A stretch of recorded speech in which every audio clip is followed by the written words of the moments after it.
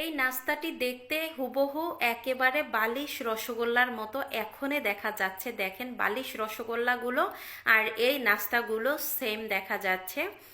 এই নাস্তাটি আমি মাত্র 1 কাপ ময়দা আর একটি ডিম দিয়ে এতগুলো নাস্তা তৈরি করেছি। নাস্তাগুলো দেখতে যেমন লোভনীয়, খেতেও অনেক অনেক বেশি মজার। আমি বলবো বাসায় একবার হলেও এই নাস্তাটি তৈরি করে খাবেন এবং সবাইকে খাওয়াবেন। মূল রেসিপিতে চলে আসলাম। প্রথমে আমি একটা ডিম ভেঙে নিচ্ছি। এখন আমি এখানে দিয়ে দিলাম চিনি। চিনিটা হচ্ছে আপনারা আপনাদের পছন্দ অনুযায়ী দিবেন। তারপরে দিয়ে দিলাম স্বাদ মতো একটু লবণ। লবণটা দেওয়ার পরে ভালোভাবে ফেটিয়ে নিতে হবে। এখানে 1 চামচের মতো সাদা তেল দিবেন, আমার মনে ছিল না, আমি পরে দিয়ে নিব।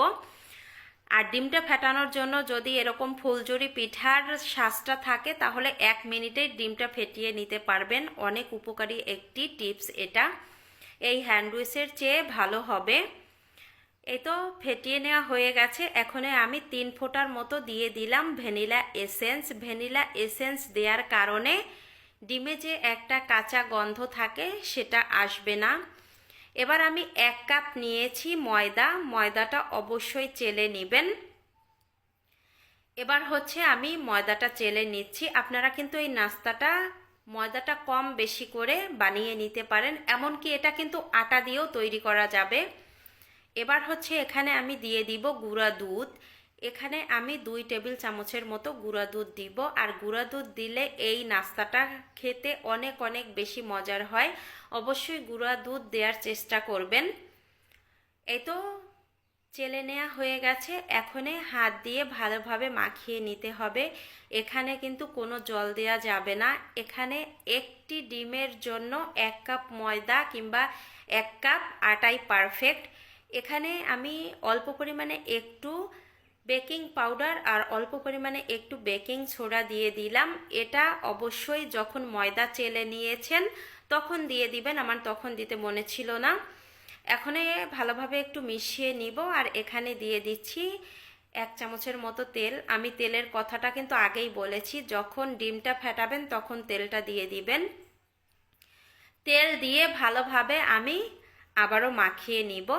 এই তো মাখিয়ে নেওয়া হয়ে গেছে। দেখেন ব্যাটারটা নরম প্লাস আঠালো হয়ে গেছে। এখন সমান করে এটা আমি 10 মিনিটের মতো রেস্টে রেখে দিব। ঢাকনা দিয়ে ঢেকে আমি 10 মিনিট রেখে দিয়েছি। 10 মিনিট পরে ঢাকনা তুলে নিলাম। এখন হচ্ছে নাস্তাগুলো তৈরি করে নিব। এজন্য আমি একটা চামচ নিয়েছি। এই চামচটা নেওয়ার একটাই কারণ হচ্ছে, সেটা হচ্ছে সবগুলো নাস্তা সমান হবে, এজন্য আমি চামচ দিয়ে মেপে নিচ্ছি। হাতে অবশ্যই একটু তেল লাগিয়ে নেবেন। তেলটা লাগিয়ে তারপরে হচ্ছে এখান থেকে একটু ব্যাটার নিয়ে গোল করবেন। গোল করে তারপরে হচ্ছে লম্বা শেপ দিবেন। আপনারা যে কোনো শেপের এই নাস্তাটি তৈরি করে নিতে পারেন। এই তো আমি লম্বা করে নিয়েছি। এই নাস্তাটা বানিয়েই সঙ্গে সঙ্গে তেলের মধ্যে দেয়া লাগবে। আমি আগে থেকে তেলটা বসিয়ে দিয়েছি। এখন এক এক করে তেলের মধ্যে নাস্তাগুলো বানিয়ে দিয়ে দিচ্ছি। আর তেলটা একেবারে কুসুম গরমের চেয়েও কম আছে।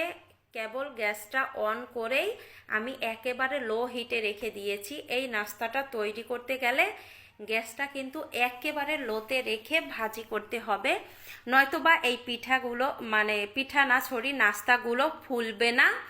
প্লাস যদি একটু জালটা বেশি হয় নাস্তাগুলো পুড়ে যাবে, ভিতরে হবে না।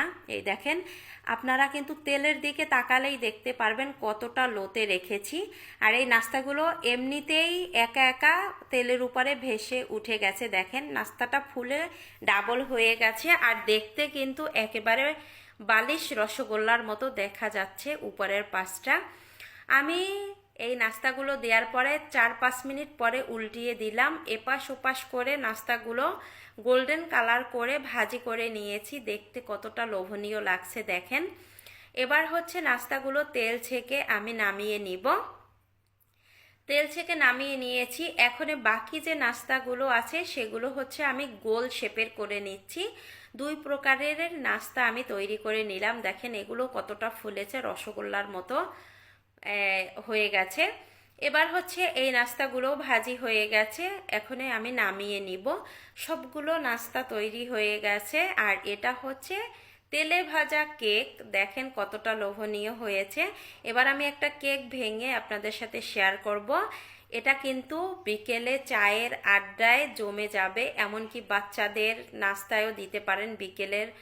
আবার বড়রাও এমনিতেও খেতে পারেন, অনেক অনেক বেশি মজার হয় এই নাস্তাটা খেতে।